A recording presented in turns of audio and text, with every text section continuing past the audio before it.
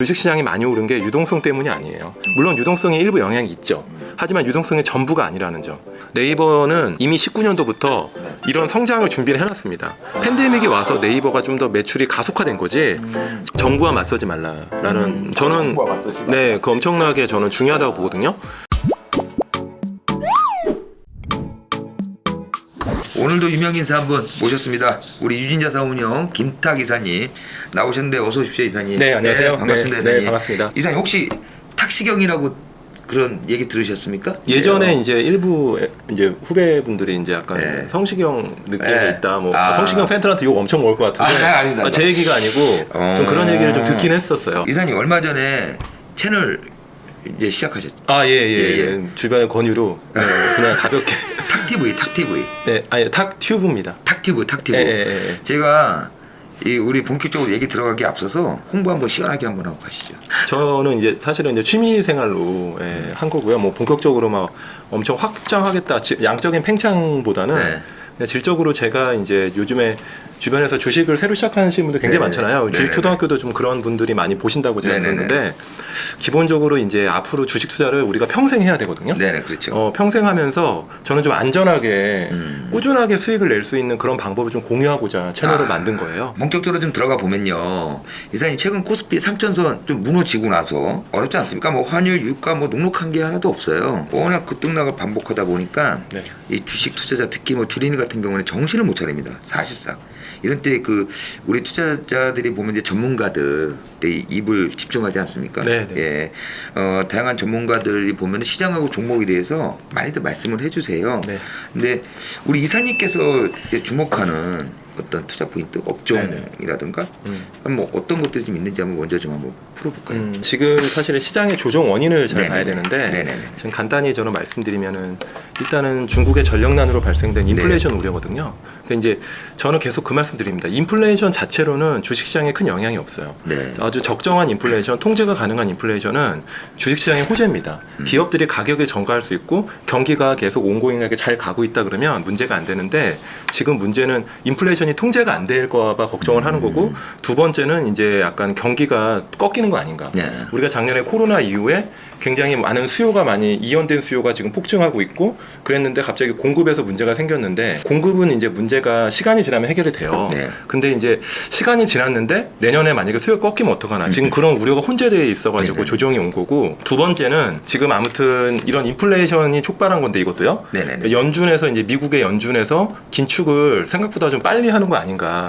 예, 그런 건데 저는 개인적으로는요 긴축을 하는 게 문제가 아니고 연준에서 갈팡질팡하는 게 문제예요. 왔다 갔다. 예, 왔다 갔다. 고용이 잘 나오면은 이제 긴축을 하겠다고 하고 테이퍼링을 빨리 서두른 다음에 금리 인상을 하겠다는 스케줄을 발표하고 고용이 좀 안 좋으면 갑자기 좀 미룰까라고 하면 이게 시장은 제일 싫어하는 게 불확실성이거든요. 맞죠. 악재든 호재든 이제 그 불확실성이 해소돼야 돼요. 그렇죠. 그게 그래야 프라이싱이 되는 건데 그런 부분에서 이제 저는 어제 이제 플로리다 연준 의장이 1970년대의 과오를 반복하지 않겠다는 말씀을 하셨어요. 저는 굉장히 중요한 뉴스라고 생각하고 지금 시장에서는 별로 이렇게 막 하이라이트 되지는 않고 있습니다. 하지만 저는 저만 보는 어떤 뉴스의 어떤 언더라인을 보는 걸 좋아하는데 그런 얘기는 뭐냐면 1970년대에 미국 연준이 실수를 한번 합니다. 예, 그때 당시에 연준 의장이 이제 아서라는 분이신데 그분이 이제 백악관에 편지를 써가지고 연준에서는 그때 이제 스태그플레이션이 오려고 했을 때예요. 막 물가는 올라가고 경기가 꺾이려고 하니까 연준에서 그때는 자기는 아무 액션을 취하지 않겠다. 왜냐하면 본인이 책임지기 싫은 거예요. 그래가지고 그때 정부가 이제 닉슨 정부였는데 정치권에서 닉슨 백악관에서 물가를 통제하고 임금을 올립니다.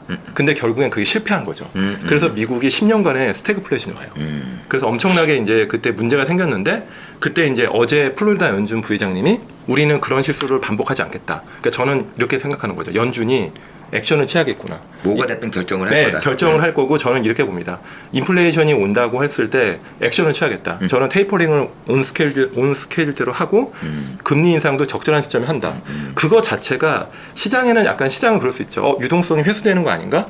하지만 지금 잘 보셔야 될 게 주식시장이 많이 오른 게 유동성 때문이 아니에요. 물론 유동성에 일부 영향이 있죠. 하지만 유동성의 전부가 아니라는 점.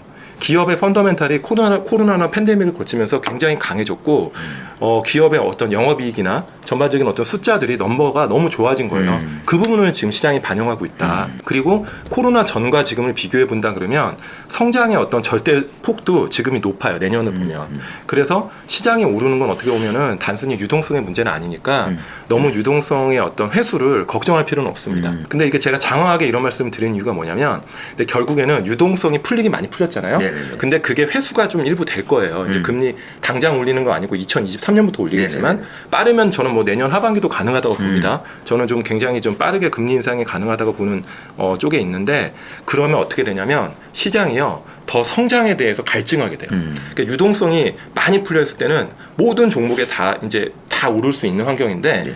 지금은 종목 피킹이 중요한 시점이 온 겁니다. 그리고 더더욱 성장이 나는 종목이나 섹터에 대해서 시장의 자금이 더 몰립니다. 그래서 가는 애가 더 간다.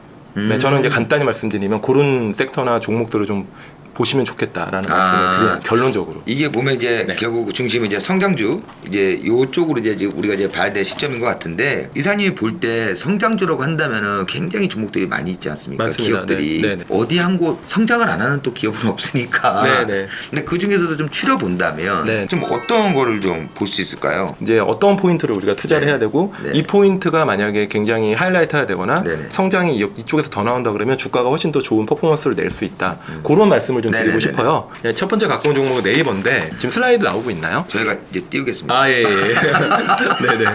네이버가 이제 2005년도부터 좀 말씀드리면은 네네. 이제 15년 정도 역사 정도는 알고 계시면 좋겠다. 아. 왜냐하면 네이버가 뭐 상장을 그 전에 좀 했으니까. 그래서 네이버가 2005년도부터 두 가지식으로 결론부터 말씀드리면 네이버는 매출액 성장률이 굉장히 중요한 회사다. 그게 매우 중요합니다. 매출 성장률과 주가가 매우 연동이 돼 있습니다. 그래서 2005년도부터 2007년도까지 네이버가 CAGR이라 그래서 이거는 연간의 어떤 성장률을 복리로 계산한 거예요. 아. 그래서 2005, 6, 7년 동안 57%씩 매출이 야. 성장했다는 겁니다. 예, 예. 근데 이때 네이버가요. 시가총액 1조에서 10조까지 10배가 납니다. 오. 이 엄청난 리레이팅을 하죠. 그리고 이제 2008년도부터 2012년도까지 보면요. CAGR 매출 성장률이 10%밖에 안 납니다. 이때 4년 동안요. 네이버 주가는 박스권이었어요. 박수권.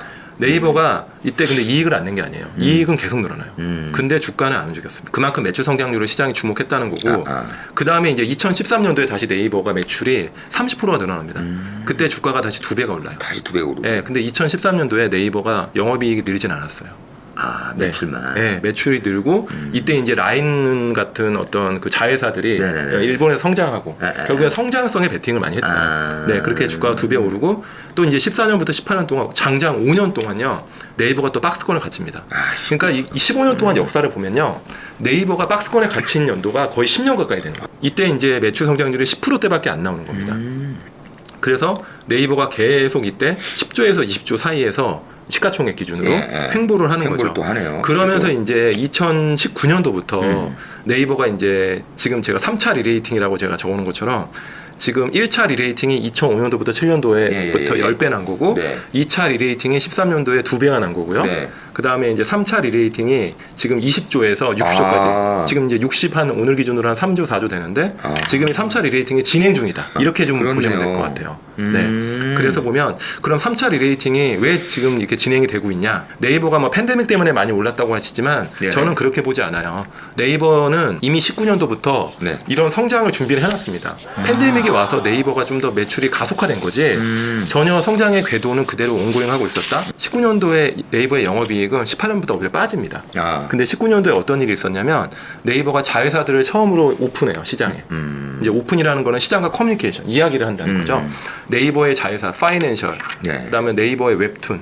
뭐 이런 회사들을 라인 망가 같은 회사들을 우리 이런 회사들을 잘 키우고 있다 하니까 시장에서 옛날에 네이버만 보던 투자자들이 이런 자회사의 성장성에 이제 굉장히 이제 점수를 주기 시작한 겁니다. 네네네. 그래서 네이버가 19년도에도 주가가 한 50% 가까이 오르고 20년도는 이미 잘 되고 있는데 네네. 이제 팬데믹까지 오면서 매출 성장률이 좀 더 나오는 거죠.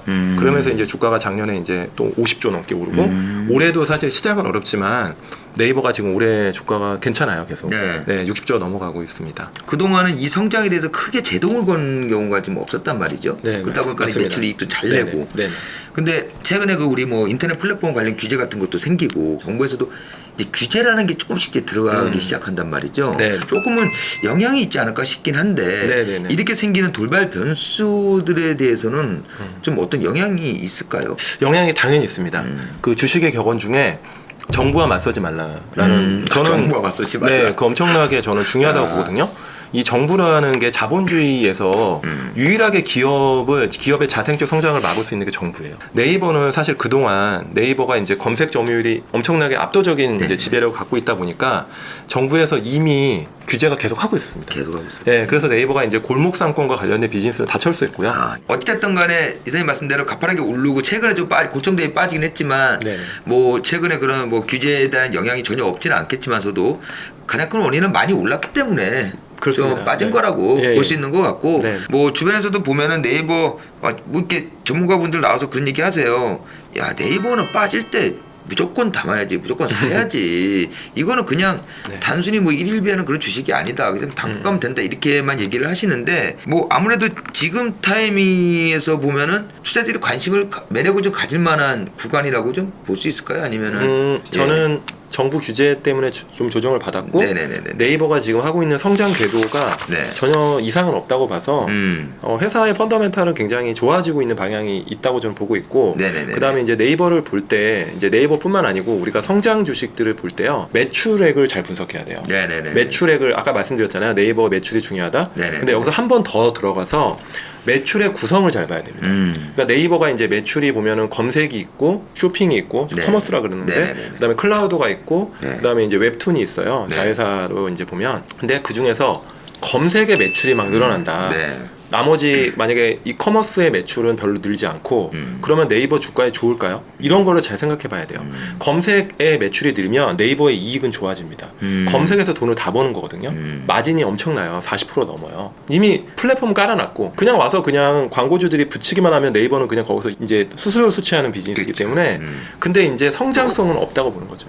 그러니까 우리가 검색에서 매출이 늘어나는 네이버다 그러면 저는 네이버 주식을 매력적으로 보진 않습니다. 네, 커머스 매출, 쇼핑 매출이 계속 잘 늘어나는지를 잘 봐야 됩니다.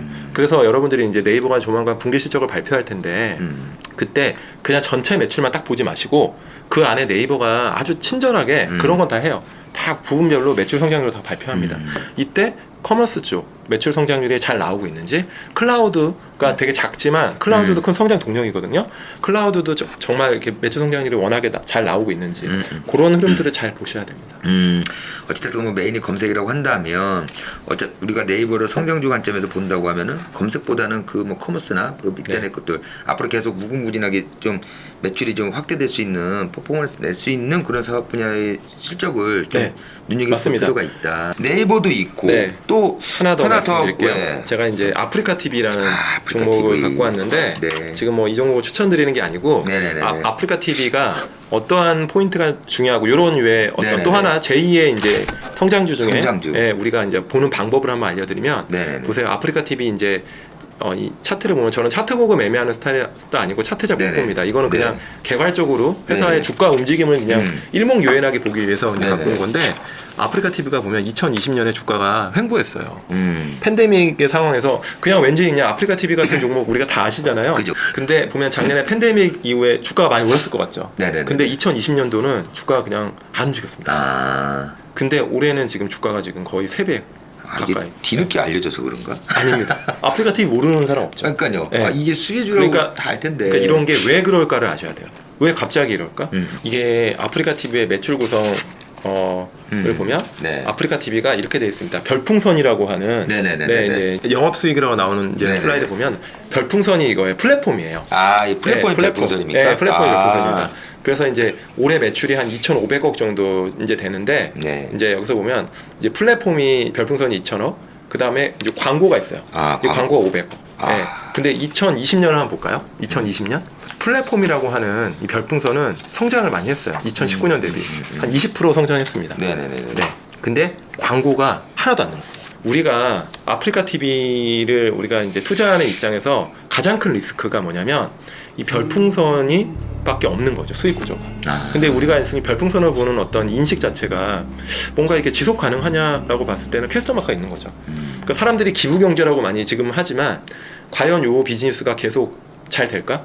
그다음에 워낙 또 문제도 많이 생기고요. 약간 이제 BJ라고 하나요? 네네네네. 그분들의 어떤 개인적인 문제들도 회사에 치명적인 영향을 뭐 주기도 하고. 근데 사실 실제로 보면은 개인적인 어떤 BJ의 문제가 치명적인 영향을 준 적은 없어요. 네. 근데 우리가 아직도 보면 작년에 이제 이런 사건도 있었잖아요. 코인을 미리 사놓고서 네네네네. 그걸 홍보했다 그렇죠. 그러면서 그렇죠. 그때 이제 아프리카 TV 주가가 막 하루에 막 10% 빠지기도 그렇죠. 하고. 그렇죠. 이제 그런 것 때문에 우리가 이제 아프리카 TV가 좀 할인을 많이 받았던 건데 그래서 시장에서는 요거 말고 또 다른 성장 동력을 원하는데 그게 광고입니다. 네. 아프리카 TV는 과연 이게 플랫폼인지 아닌지를 모르겠다는 거죠. 근데 광고의 성장률이 나오니까 이게 플랫폼으로 인정을 받을 수 있는 겁니다. 올해 이제 1분기 2021년 1분기 실적에 광고 매출이요 급증을 많이 뜨네요.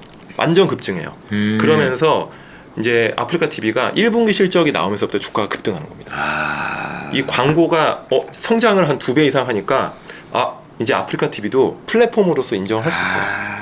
그냥 단순히 실적이 잘 나와서 그런 게 아니고 이 매출에서 차지하는 것 중에 시장에서 이 광고 매출을 굉장히 중요하게 본다는 거죠. 네.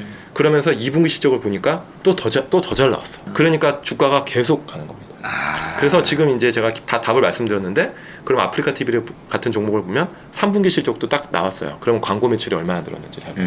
만약에 3분기에 전체 매출은 늘었는데 광고 매출이 많이 늘지 않았다. 그럼 아프리카 TV는 조정을 받을 겁니다. 다시. 네. 근데 이게 그러니까 그거네요. 우리가 별풍선 수익 플랫폼으로 소위 말하는 것들은 약간 그들만의 리그? 그 안에서 이루어지는 수익이라고 한다면 광고 수익이 늘었다는 거는 외부에서 아프리카 TV를 바라보는 걸 하나의 굉장히 좀 그 플랫폼 성격상 이건 대중성이 있다, 확장성이 있다고 보는 거죠. 확장성이 있고 파워도 그렇죠. 있다, 플랫폼 파워도 있다라고 네, 인정을 한 거잖아요. 그러니까 맞습니다. 많은 사람이 볼까 생각하고 광고를 주는 거고, 네, 멀티플이 늘어나는 거기서 수익이 늘어나는 거고. 아프리카 TV가 PER 20배로 넣어본 적이 없는 회사예요. 우리가 뭐 네이버 같은 회사는 막 50배도 가고 40배도 가고 막 이러거든요. 근데 아프리카 TV는 계속 10배, PER 10배대. 왜냐하면 15배에서 20배. 왜냐하면 이 별풍선이라는 비즈니스, 이 플랫폼, 여기서는 플랫폼이라고 얘기하지만 회사는 시장에서는 플랫폼이 아니라고 보는 거죠. 규제도 정부 규제도 또 있으면 빠질 수도 있고, 그 다음에 유저가 또 막 늘진 않아요. 보통 아프리카 TV의 핵심 유저들이 이제 남성의 30, 40대, 30대가 많은데 이제 이분들의 어떤 유저들이 확 늘진 않는 거죠. 의외로 여자 고객들이 별로 없거든요. 그렇죠. 이제 이런 부분에서 확장성이 떨어진다고 보는데 이 광고가 성장한다 그러면 아프리카 TV가 또 다른 영역으로 간다. 이렇게 보는 거죠. 경쟁 채널도 많이 생겼잖아요. 보면 그 플랫폼들이. 네, 그렇죠. 그러다 보니까는 아프리카 TV만의 어떤 그런 특점성 이런 것들은 훼손될 수밖에 없는 거고 국내에서. 맞습니다. 자연스럽게. 유튜브랑은 엄청난 경쟁을 하고 있는 그렇죠. 거고. 그러니까 우리가 봤을 때 직관적으로 보면 아프리카 TV가 유튜브한테 되겠어? 라고 얘기를 많이 하잖아요, 실제로. 근데 이제 아프리카 TV와 유튜브가 동반 성장하고 있는 거죠. 지금까지는. 이제 제가 이제 이런 종목들을 갖고 온 이유가 우리가 성장주를 투자할 때 단순히 매출이 늘어나고 이런 것들 보시는 것도 중요하지만 어떠한 성장, 이 매출에 관해 어떤 포인트를 잘 봐야 되고 시장에서 어떤 부분에 점수를 많이 주고 있는지를 꼼꼼히 체크하시면 우리가 성장주 투자하는데 큰 도움이 돼요. 이사님이 크게 오늘 네이버랑 아프리카 TV 두 가지를 성장주 측면에서 한번 짚어주셨는데 접근 방식이 신선했다. 이게 그동안 우리가 단순하게 그 기업이 지금 뭐 현 주가와 따져 보면은 이 기업이 뭐 실적, 단순히면 실적이면 실적 이런 것만 따져보고 물었었는데 기존의 주가 흐름과 여러 가지 대비를 비교하고 또 성장성 있는 사업 부문들을 뜯어보면서 하니까 한결 더 이해가 가고, 특히 아프리카 TV에 대해서는 최근에 좀 관심 있게 보는 분들이 많았는데 좀 많은 부분 궁금증이 해소된 것 같습니다.